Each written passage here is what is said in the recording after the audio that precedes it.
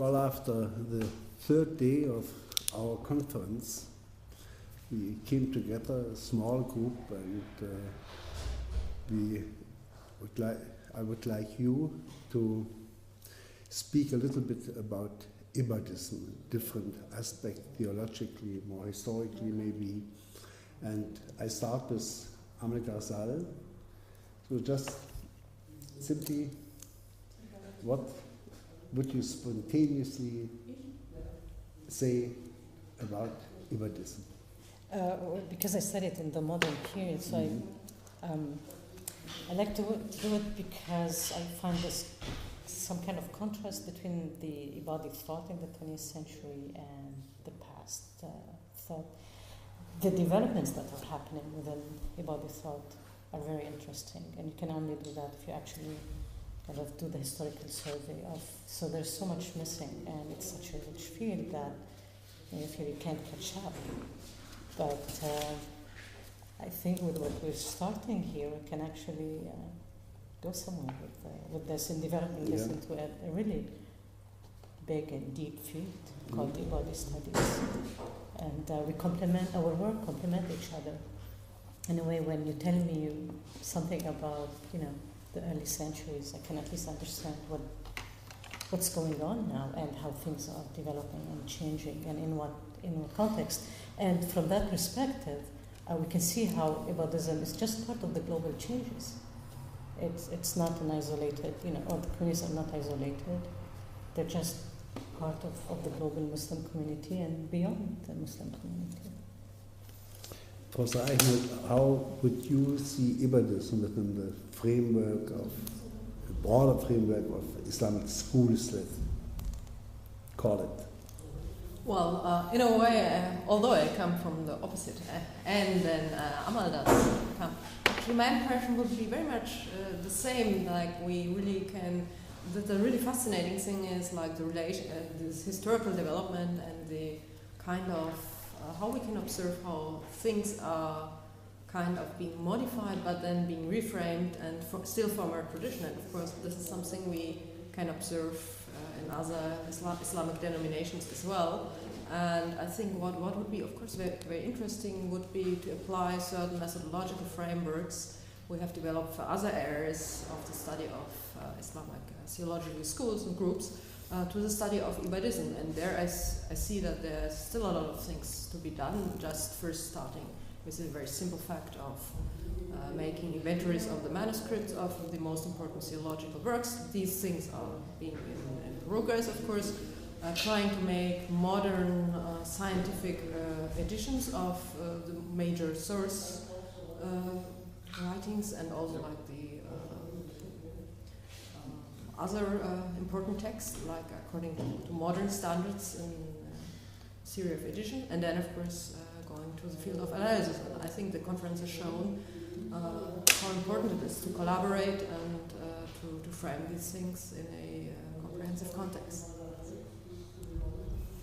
Professor Vaness, you were quite a few times at this conference, somehow called, not verbally, the father of modern Ibadi studies. So this is not true, of course. If we are looking for fathers, then we should think of the French scholars and of Levitsky, of course, the Polish scholar whom I said modern. Well. I mean, you are now put already in the field of the the new school. I belong to the old shuyukh. I became interested in Ibadism in the early 70s, so 40 years ago. But I was not socialized in the English tradition, but in the French and the Italian tradition. So I traveled to the Maghreb, not to Oman. It was difficult to go to Oman at that time.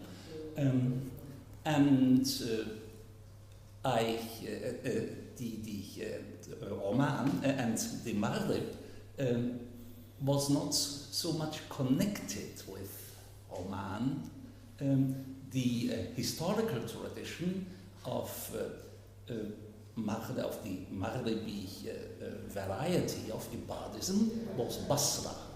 So they retraced their tradition to Iraq, to Basra. As a matter of fact, Basra is simply an intermezzo in Ibadi history, but the Maghribi sources talk about it, and what I found interesting about the Basran community, in contrast perhaps to Oman, was that they followed a peculiar political model. Levitsky was one of those people who stressed the importance of the Jamaat al-Muslimin in Basra. That means they had these merchants who had come from Oman to Basra, because Basra was the decisive port in their connections with the Iraq and the Arab world.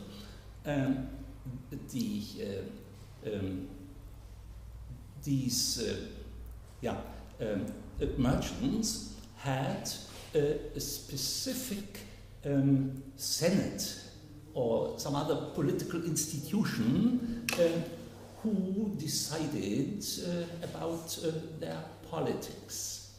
Now, of course, they were living in the early Abbasid Empire, and there was the Caliphate. Many of the Kharijites had rejected the Caliphate. The Ibadis did not. They tried, as it seems, a kind of federalist structure. That means there was the Caliph, he was in Baghdad, of course, they were living in Basra, and they had their own institution, and they wanted to live by themselves and to decide about their religious questions and other things in a separate institution. The experiment failed, of course. They left Basra, went back to Oman, but I was fascinated by this specific experiment, and if it had failed, of course it had to fail under the prevailing circumstances, but if it had not failed, we would have got something like these republics in Italy of the time of the Renaissance, and a system which we have now in Germany, this federalist system. Then they went back to Oman, and they got their own system, the Imamate, and so on. This is something else. But as I said, my interest was first concentrated on Basra, and then, of course, on the history of Ibadism in the Maghreb, where the Ibadis were the merchants, as they were in Oman, but merchants not on the sea, but on the land trade through the Sahara. And this is another aspect of Ibadism, an aspect which we have not yet touched in our conference, but which is, I think, as important as the sea trade from Oman. Yeah, it was mentioned once by this linguist. Yeah. Professor Pietentini, your approach is completely different. You are just a historian of a limited area of which you know so much. And so, of course, with all the reading you did, I mean, you came across Ibadism quite often, I'm sure. Well, when I studied in Rome, Islamic studies, Ibadism was part of my academic background. Gabriele, Nalino, Levi della Veda, it was basic. So we had either we knew it, either we studied it, or stop, we had finished. And the French school as well. We were used also to hear and to listen conferences by Leviskis. And this is how I started to get acquainted with Ibadism and Ibadi doctrines. Then my route took a different way. I became a historian. I chose for history. And when I was parachuted to the island of Hormuz in 1972 to study Hormuz Island, I don't know, I didn't even know where it was. Then I came across an Ibadi community on the island of Hormuz and on the next island of Kashmir, not Kais but Kashmir. And I said, well, here it is. And when I came back and I was requested to write my book because of the Libera Docenza we still had in Italy, and that was on Hormuz, the Mulk and the Bandar and Mulk of Hormuz. Then I began to say, but Kashmir, and going through the Arabic sources, I came across Mas'udi, and there I found the first mention of Ibadism on this island of Kashmir since very early periods.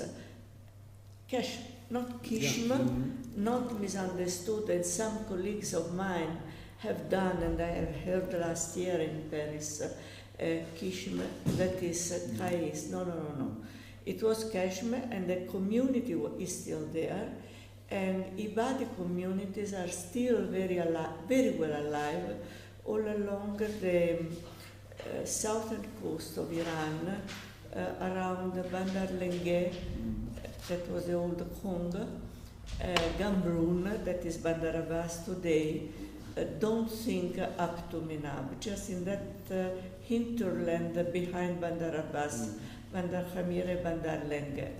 After Khomeini's revolution, 72 was before, all the mosques changed the feature and became strictly Sunni, not Shiite, Sunni. And that was the main feature. So that is how my approach to Ibadism began a historical reality.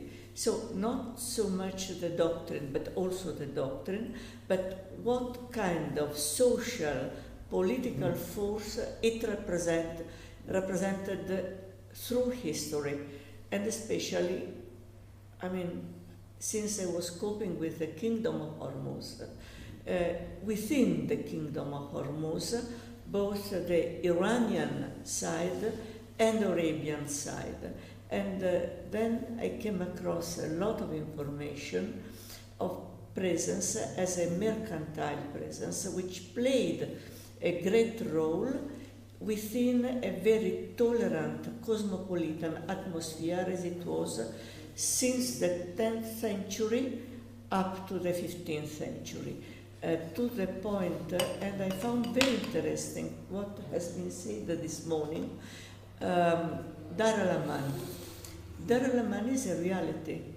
It was Abd al-Razzaq Samarkandi, 1440, when he came to Hormuz heading a deputation to China, and he provides us with a very nice description of the kingdom and the city of Hormuz on the island.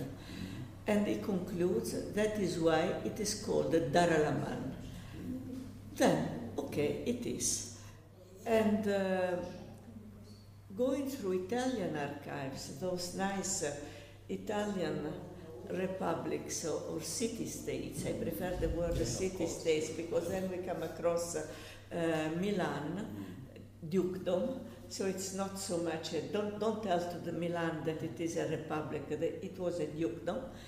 Especially in the archives of Milan, there is a lively correspondence between the Duke and his agents, Cyprus, Alexandria of Egypt, and eastward, Damascus as well, where this kingdom, or I quote in Italian, or the Italian of the time, Signor de Amana, Sir of Amana, and this term Amana is always recurring.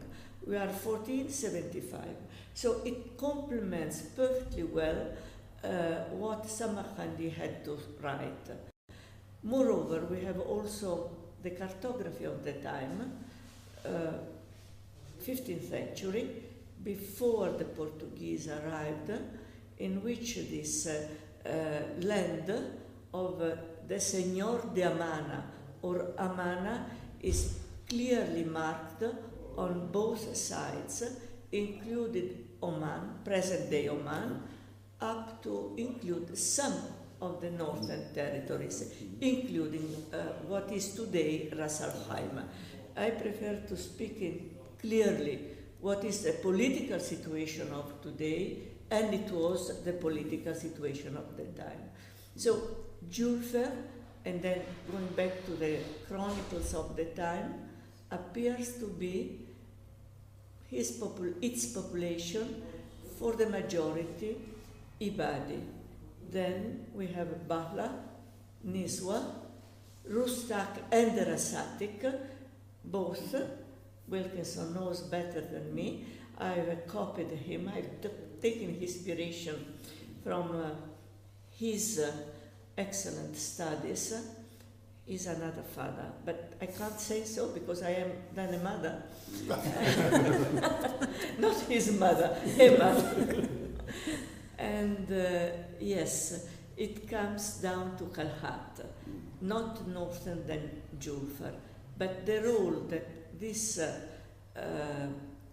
sheikdoms, or however we wish to call them, is really fundamental to the growth of Ibadism within the region and to the spread of Ibadism outside, up to Hind, Sindh, where I found mention of it, more than one source, and still there are Makran as well, that was included within the Kingdom of Hormuz.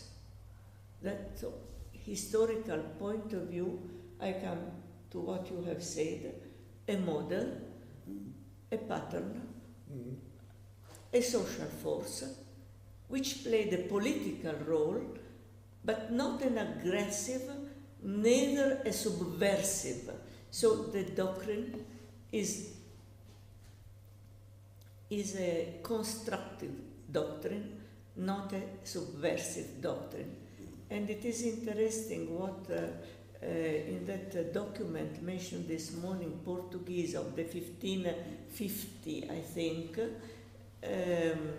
still it is mentioned Amana, when Hormuz was already on the wane, and the Yaruba were rising. So it is a sort of legacy that is going on. May I just ask one question? The Abdrazak Samarkandi, whom you mentioned, is this the author of the Matla As-Sa'dain? The same person. The title, Timurid period. Yes, Timurid period. The title is in Arabic. Yeah, the Matla is written in Persian. Yes. And he was an official, very debated his life.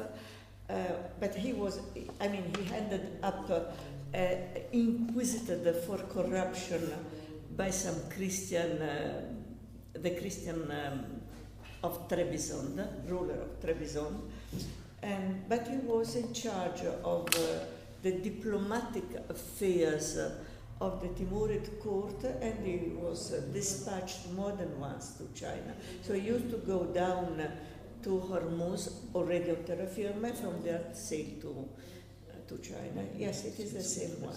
I didn't know that.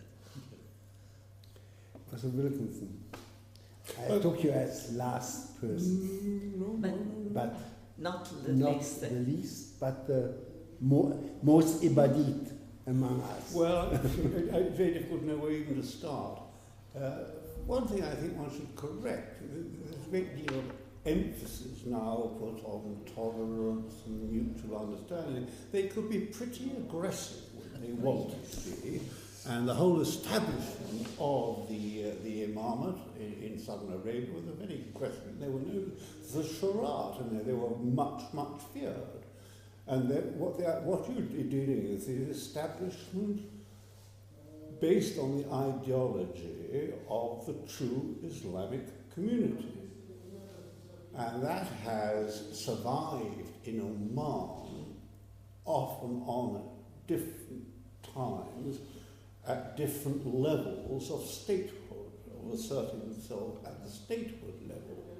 And you still, one of the things I've tried to bring out is that even whatever time dynasty was there, they still appointed qadis and walis, and these were administrators, and these would form part of what you might say the khas. Is a very distinct division in Ibadism between the khas and the am.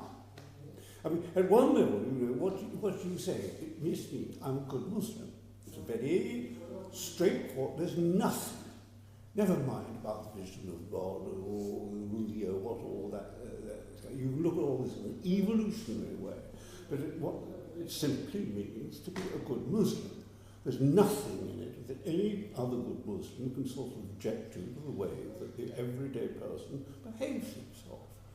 It just happens to be that it's a Maoris who are, and of course in the Muzab, and you get the same thing there with Adfaish, not Adfaish,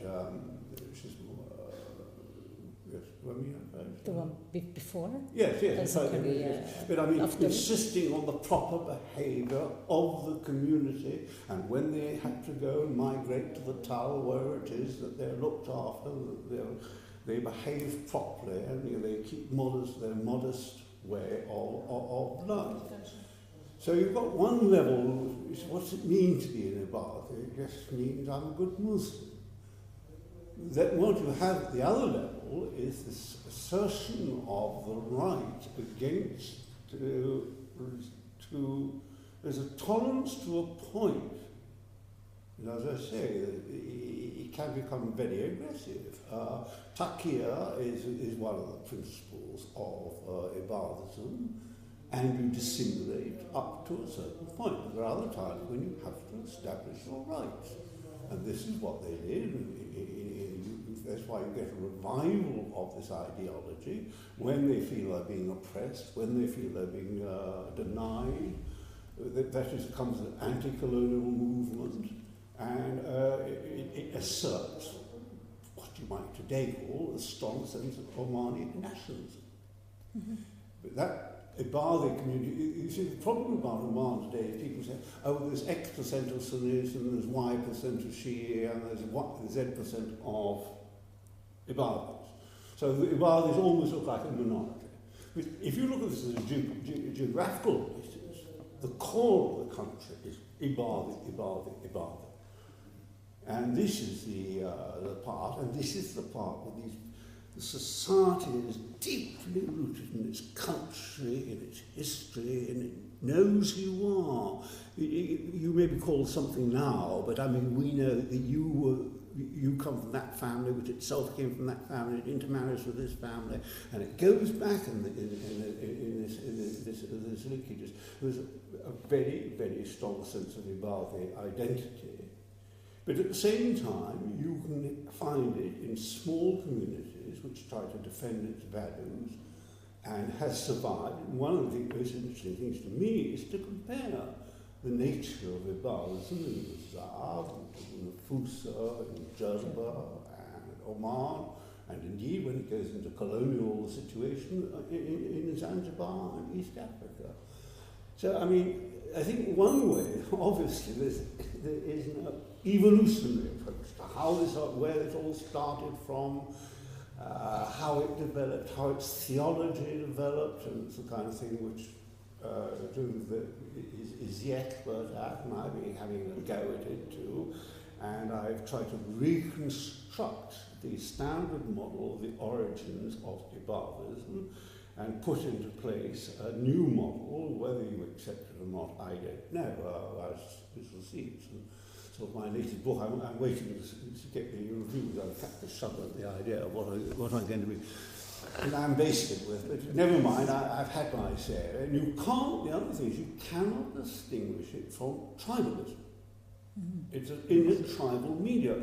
It rejected central government authority of the Umayyad Caliphate. Yeah. And it was based in that rejection.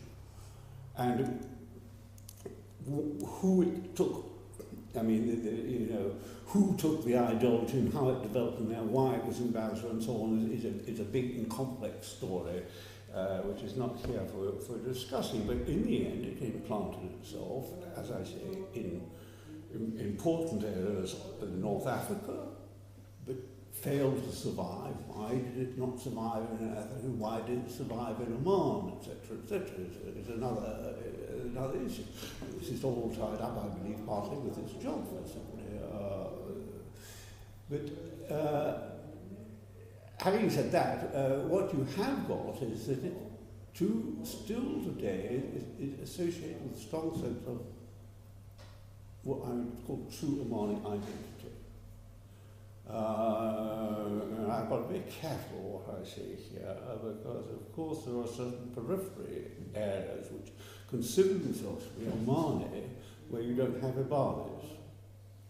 But that becomes a politically sensitive issue, of which perhaps we shouldn't talk about too much here. No,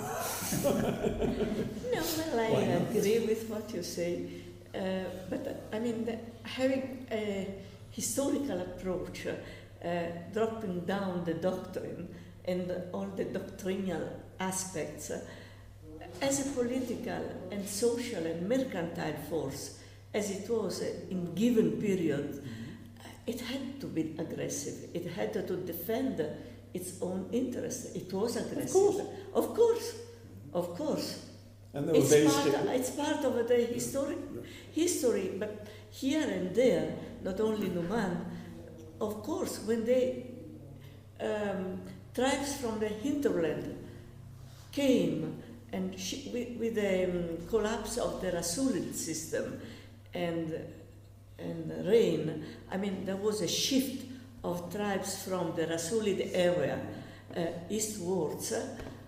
They were lured, these tribes, from the riches that they could find on the, I mean, all along the coastal area and coastal region, because then we can go inland as well, never disconnect the sea from the hinterland.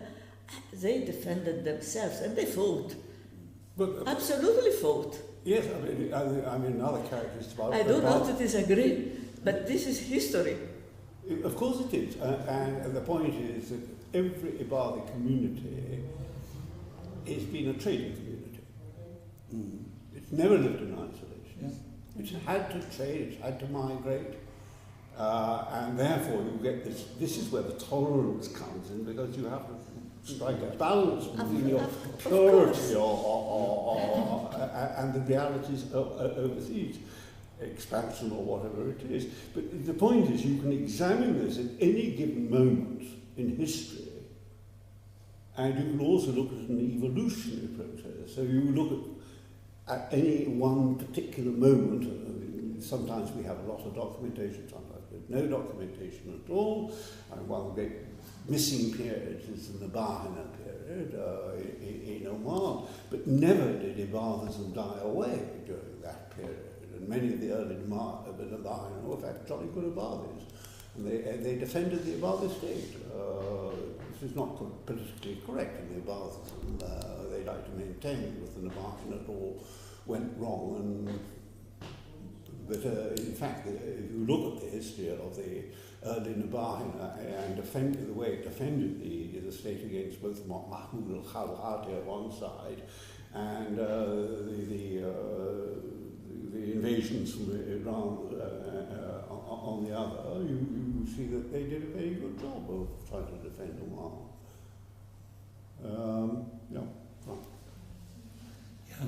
We have been touching a rather delicate subject, namely tolerance, which is a term propagated everywhere nowadays in the Western world.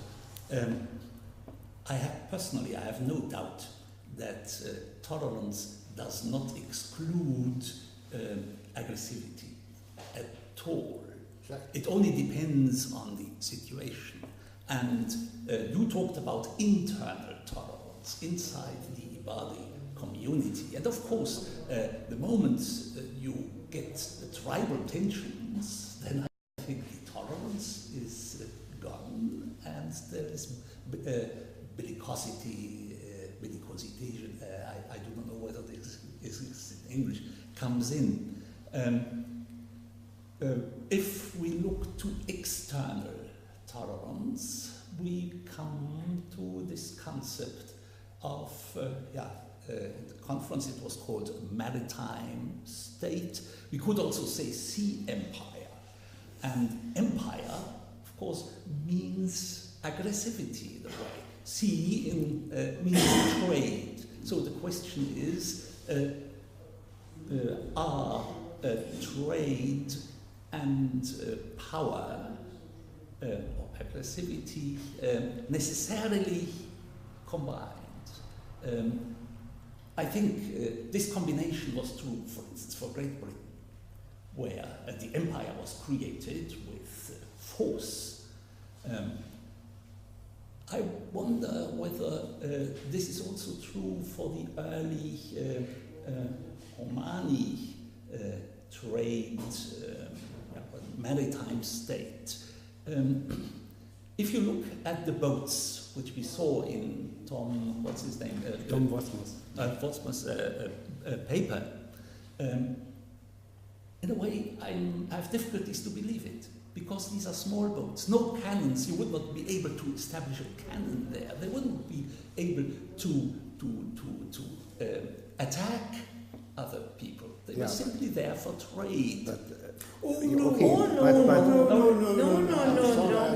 They could become a very, very powerful fleet, very effective. They took the Dutch and the Dutch more than once on the cliffs, and the Dutch had terrible shipwrecks. Yes. I am thinking to the poor Mongols on those boats having terrible problems when they attacked from Hormuz, the island of Kais, or they were sent and dispatched here and there. Very brave, the Mongols. The first the Mongols, of course, they were archers. They needed the archers, and so they put the Mongols used to say, by boat, on those boats. But Vosma is antiquarian. So he didn't show you the 80 gunboats the Omans had too in the 19th century. The 19th years I'm talking about, the medieval empire. And my question would be, in the end, are the Portuguese the people who introduced the aggressivity into the sea trade? No. We think this existed before. Think so. We have all the records are about attacking Chinese junks. I've got lots of stuff about this. I mean, the first step, you'd had a sort of unified trade system under the Sassanids. That collapsed with the changes. Yes. And if you look at by the beginning of the 2nd century in Oman, what you find, you've got Bawarij, they've got what they call Bawarij, pirates, raiding all over the place. And the first thing that you have to do is to deal with the Bawarij, extirpate these layers of the pirates and Socotra from right the way through to Aden and so on. Sure, they established themselves in these key points at the same time, and from this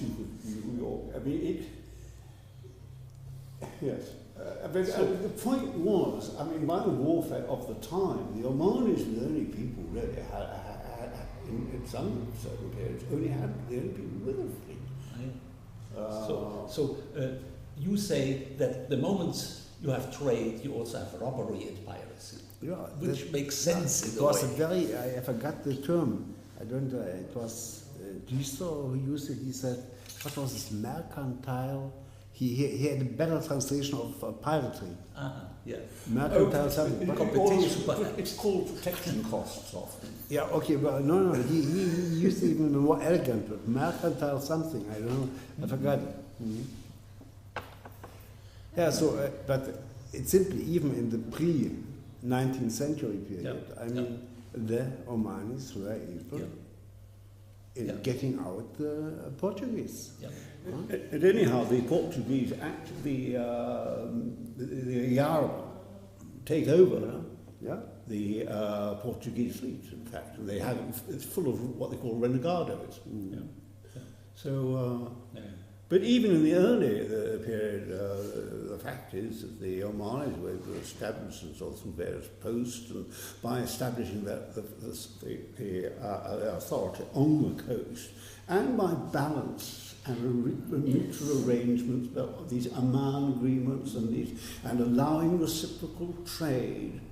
I mean, the early Omani fiqh, maritime fiqh, is full of arrangements about double taxation, what happens if you go down to East Africa, what happens, can you pay your zakat if you're in Aden, and all this double taxation, and when foreigners are taxed. And so a great deal of it is to maintain this continued, if you like, tradition of the Arab Hind, of the maritime world. And it's not an aggressive thing. It may need aggression at times, but on the whole, it is striking a balance of which Oman is playing a key part, but not the only part, in that maritime world.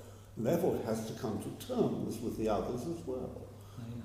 Yeah, you see, I am simply hypothesizing and I try to play the devil's advocate. And what I wanted to say, or what I was trying to do, was to find the culprit for aggressivity in modernity, or in the West since the, let's say, 15th, 16th century. So I'm dreaming of a peaceful Oriental world before that, and then you get these people coming from outside. But I think that's defending your beliefs is the essential feature. Yeah, sometimes you defend those beliefs, and you actually have to go and. I mean, one of the first big debates, of course, is what is the nature of warfare with other Muslim communities. Yeah. And here we have fundamental principles. Yes, which we have books about that. Well, yes, and they do not talk about jihad because this was impossible. You don't have jihad among Muslims. No. They called it harb. This was said in one of the papers, or muharaba. There is this very early kitab al-muharaba in Ibadi literature. I think this is beginning of the 3rd century Hijrah, and there it's explained how you deal with your enemies, and all the enemies are Muslims and not other people. Of course, there were no other people around at that time. Oh yes, there were. There was also down East Africa. There were. Of course, yes. You had these Oman agreements which allowed you to trade there peacefully, or for the Chinese to trade. But there are other times when the Tang dynasty begins to collapse. Before the famous fall of Canton, I've also got documents, material, dealing with, if you're off the Indian coast and you come across some Chinese junks, are you allowed to attack them? Yes. Of course, yes. And I have the feeling that all those black people down there in East Africa were not amused with the Ibadi. They liked to do trade with them, but perhaps they would have preferred to live by themselves. Yeah, but they lived better with the Omanis. Is this true? Of course. I mean, they had. And this is not they only carried goods. They were the middlemen. I mean, you had in Princeton there were three zones. The direct control along the coast by the Omanis, then a kind of a middle zone. Yeah. And there we have good documents. I mean, in Abdul Sharif's book, he has really good. And Richard Burton, he describes these roads where they had to pay, how they could get around, and so on and so on. Hunger. Yeah. Can I have short comment? What's interesting and important, I think, about this discussion is it does facilitate the integration of Ibadi communities into kind of daily practice of history and into global history. In a way, if we keep saying tolerance, it doesn't explain anything, it doesn't mean anything, right? And as you said, that was repeated a lot, but we don't even know what this means or what factors it plays in. In a way, I listen to all of this, like anybody can study the Ibadis as part of human history without feeling intimidated because they're different. Of course, you need to know in what sense they're different, doctrinal differences or theological differences, whatever, but it's the daily practice. It's what necessitates their behavior this way or that way, what applies to everybody else. And I think de-emphasizing theological aspects, because is very important, otherwise it becomes a very dangerous exercise. Well, it's like all religions. I Yeah. mean, the Pope spent all this time saying peace, peace, peace. But at various other times there was rather less of that.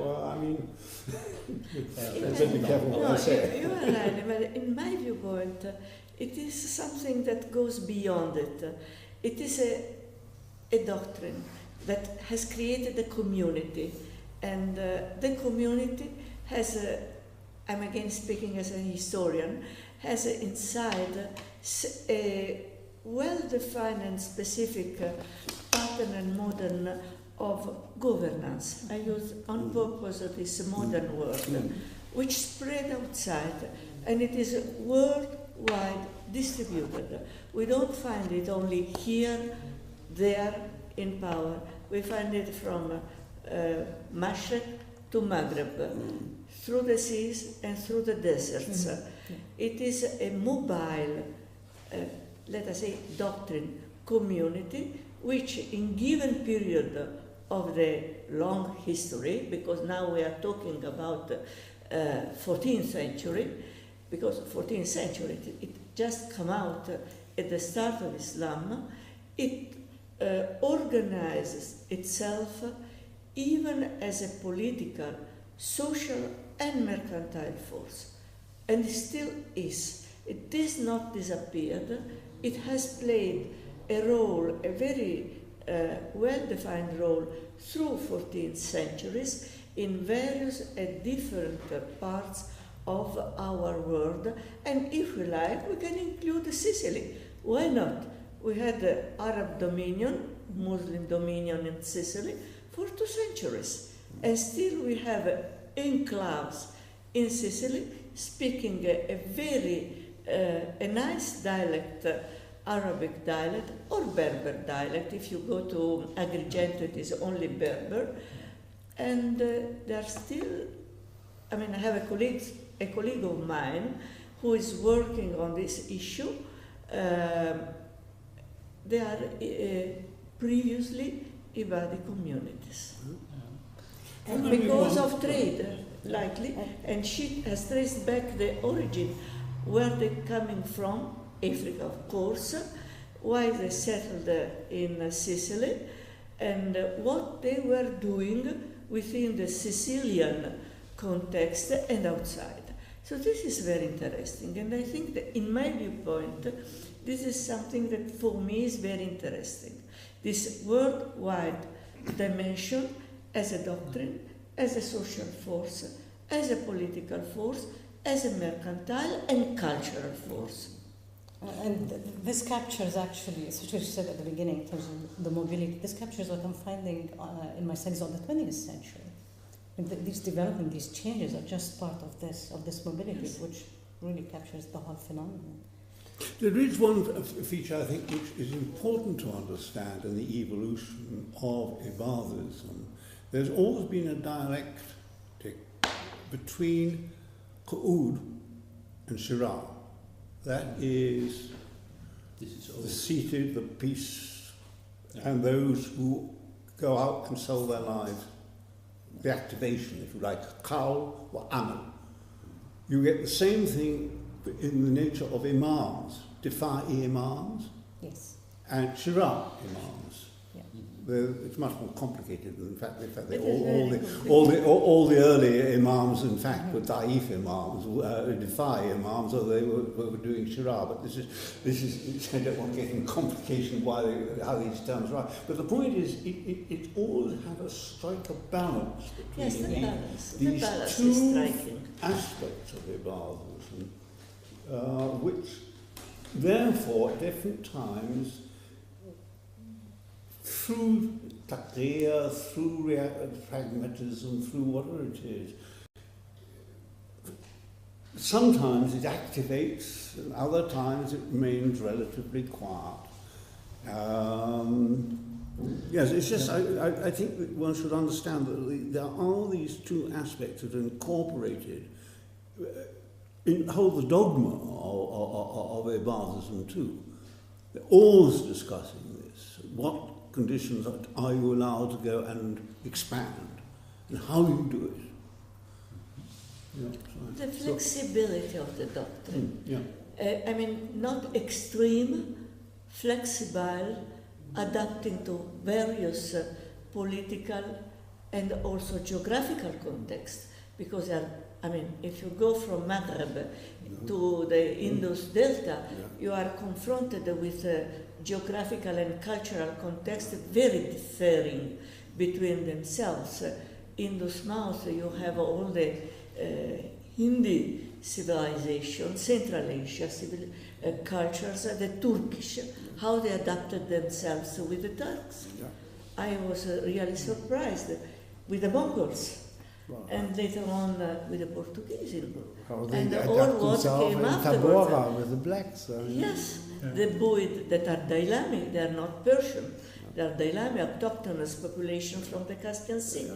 So it is the flexibility. And in a way, when I was talking about, how you say, not aggressive, I meant the balanced, the capability of balance. That's right. Of balancing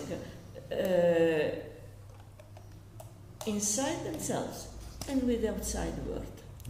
I think that's a good final remark, and let's hope maybe we can continue in Muscat. Yes, why not? If you decide.